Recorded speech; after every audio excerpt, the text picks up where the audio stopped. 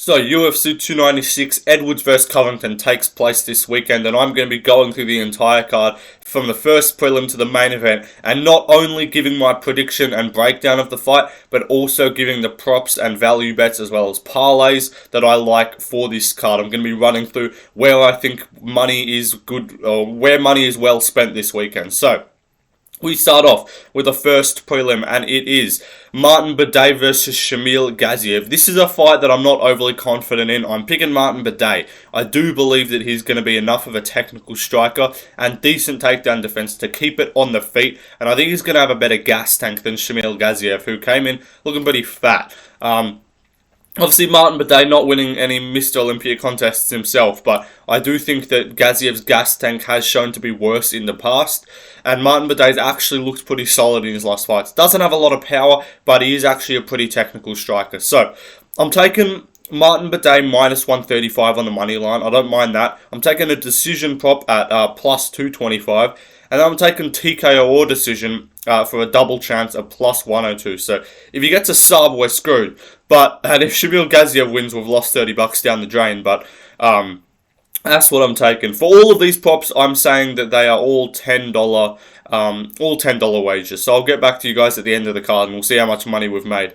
But the next fight on the card is Fili versus Lucas Almeida. This is a pretty competitive fight, but this is one where I do think Fili is going to get it done.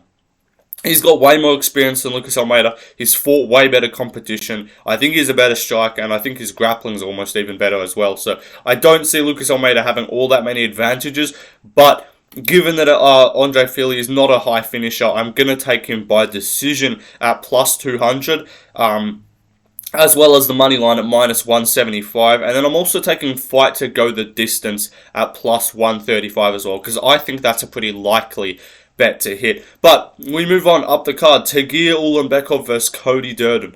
In this one, it's going to be, I think we're going to see a lot of grappling, but I do think Ulanbekov, being that Dagestani wrestler, I think he is going to fend off the takedowns from Cody Durden.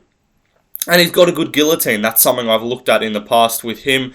He does wrap up the neck quite a bit. He subbed Nate Maness with a guillotine in his last fight. Cody Durden has been caught in guillotines, like Jake Hadley had him in one. He's been subbed by guillotines a few times.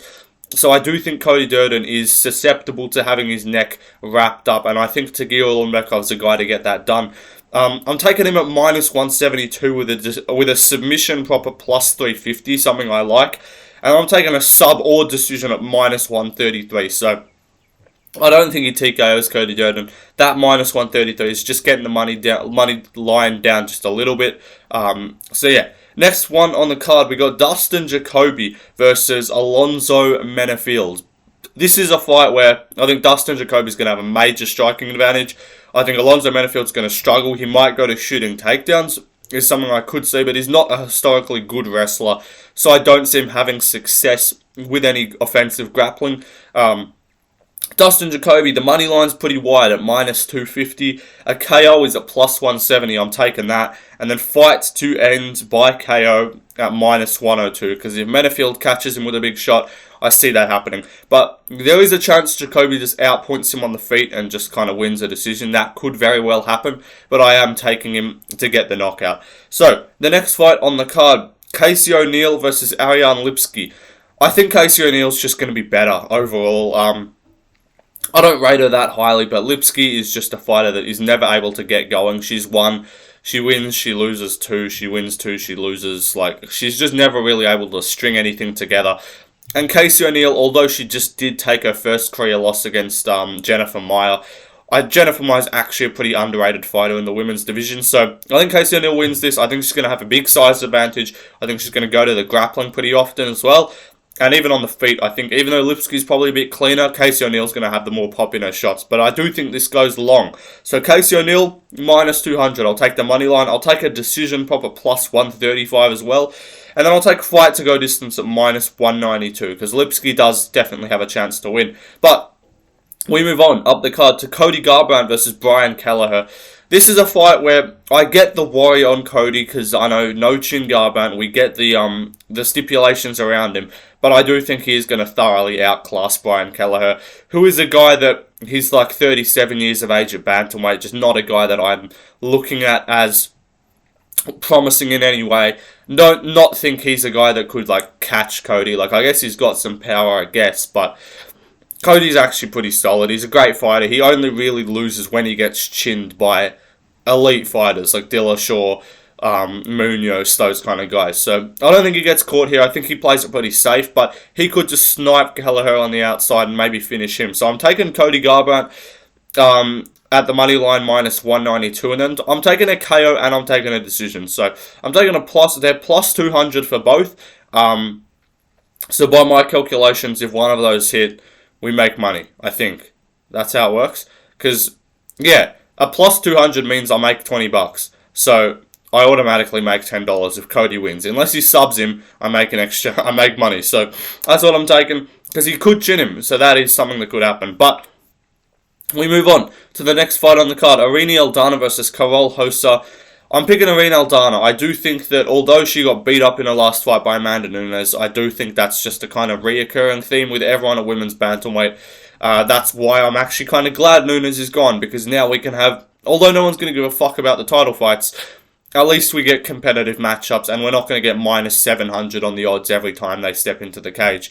Aldana, I think she gets it done. I think her boxing's way cleaner, and I don't think Rosa's going to go to the wrestling all that successfully. So, taking Aldana minus 189, taking Aldana by decision at plus 110, and then I'm going to take a KO prop at plus 450 as a sprinkle, just because I think that is actually pretty well. Could very live if she catches Rosa, but I do believe that she's going to get it done. So we move on to Josh Emmett versus Bryce Mitchell. This is a competitive fight, in my opinion. The odds don't reflect that. Josh Emmett's a big underdog.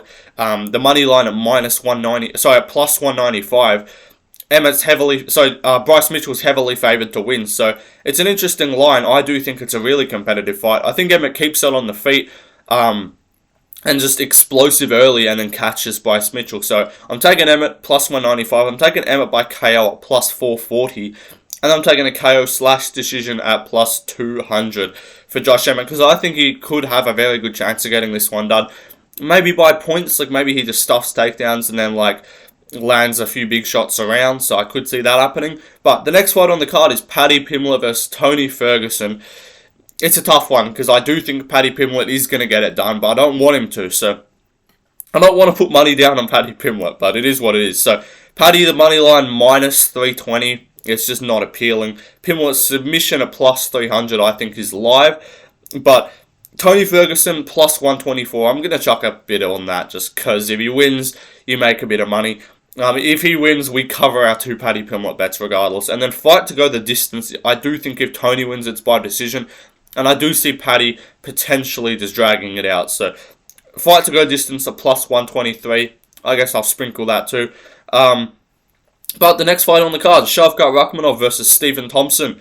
Shavkat Rakhmonov, massive favourite on the line. I do think he's going to get this one done. Major grappling advantage as well. And I also do believe that even on the feet, the fear of the takedown is going to open up a lot of opportunities for Stephen Thompson. So, I can see him even getting this one done by KO. But I've got Shavkat minus 660 money line. It's awful. Shavkat decision plus 300. If you think he goes long, if you think Wonderboy's able to survive the bad positions, I could definitely see that happening. KO or submission at plus 115. And then Shavkat Rakhmonov to get 3 or more takedowns, plus 155. And then Shavkat by KO at plus 300 too. So basically, if he gets a sub, we make plus 115, and we lose our decision and KO prop, so that would lose us money. But if you get to KO, we both get the KO / sub at plus 115, and just the KO prop as itself at plus 300. And if you can get 3 takedowns, we get a plus 155 money for that. But we move on to the co-main event. It's Alessandro Pantoja versus Brandon Royval. It's a really competitive fight, but I do think Pantoja is going to be better everywhere. I think he's a really good fighter, and Royval's a guy that has just had success from chaos, and I don't think he's going to get as much of that in this fight. I think Pantoja's going to be calm in the chaos, and I think he's going to get this one done. I'm taking Pantoja on the money line at minus 200. I'm taking a KO prop at plus 450. I'm taking a Pantoja to win in round 1, 2, or 3 at plus 130. And I'm backing those up with smaller props at just round 1 is plus 350 and just round 2 is plus 575. Pantoja to get 3 takedowns is minus 109. So no, 3 takedowns just to occur in the fight, minus 109. And then Pantoja by round 1 KO at plus 1200 is like a Hail Mary. I think if really any combination of those hits, obviously we're riding on Pantoja heavy here. We got no backup for if Royval gets it done. But if those hit, like if Pantoja wins in round 2 at plus 575, we're making money. If he gets even a round 1 KO, we don't care about anything else. And even if he wins by KO, like if he gets a round 2 KO, we would hit the plus 450 KO prop, or we would hit the round 2 plus 575, and then we could hit, and if it was round 1 KO, we obviously hit the KO prop, and then the round 1 KO as itself. But, yeah, lots of money on Pantoja. I'm backing him heavy here. I do think he gets this one done. I think the scrambles are going to favour him. I think he takes the back at times. I don't want him to get a sub, though, here, because we don't really have a lot. Like, if he gets a sub in round 1 or 2, we're golden, because that covers our round. If he gets a sub in round 1 or 2, that covers our KO or our round 1 KO. And if he gets a sub in round 3, then we only make that plus 130 for Pantoja in 1, 2, or 3. So we would definitely lose money there. But regardless, we move on to the main event. Colby Covington versus Leon Edwards. I think Leon Edwards gets this one done. I think he's the superior fighter in every aspect except just pure wrestling, but I do think he's going to stuff these takedowns. I think he's going to punish Colby on the feet, and I think he gets this one done. Colby's a guy that just shoots and throws output and lots of output, but Leon is a counter striker, and he's the guy that gets it done. I think a perfect counter striker like Leon is the perfect guy to beat Colby Covington. Catch him with shots, make him pay for just throwing shit out there, because Colby kind of often gets away with just throwing punches just to crowd you. But I don't think Leon lets him get that one done. I think he punishes him with knees. I think he gets elbows in the clinch, and I think he just really hurts him badly when they're at range. So I'm taking Leon Edwards minus 167. I'm taking Edwards TKO at plus 400. I'm taking Edwards TKO or decision at minus 137.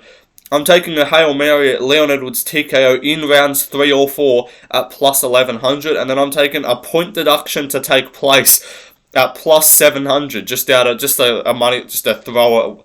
Just chuck it out there, because I could see a point getting taken away. Again, no backup here if Colby wins. Unless Colby wins and Leon gets a point taken, then we get that plus 700, then we're covered. But if Colby wins and there's no point deducting, we're losing $50, so that's rough. But you can't make what you don't fucking bet. So here we go. Now we got parlays. We're moving on to the parlays. This is where you look at a lot of those ugly lines and you say, how could I get these better? And you go, I add them to another ugly line. You add multiple ugly lines together. It's like if 2 ugly people fuck, they produce a kid that might be less ugly. I don't know. What am I going for there? I'm not sure. But regardless, parlays. Andre Fili, Ulanbekov, and Dustin Jacoby plus 245.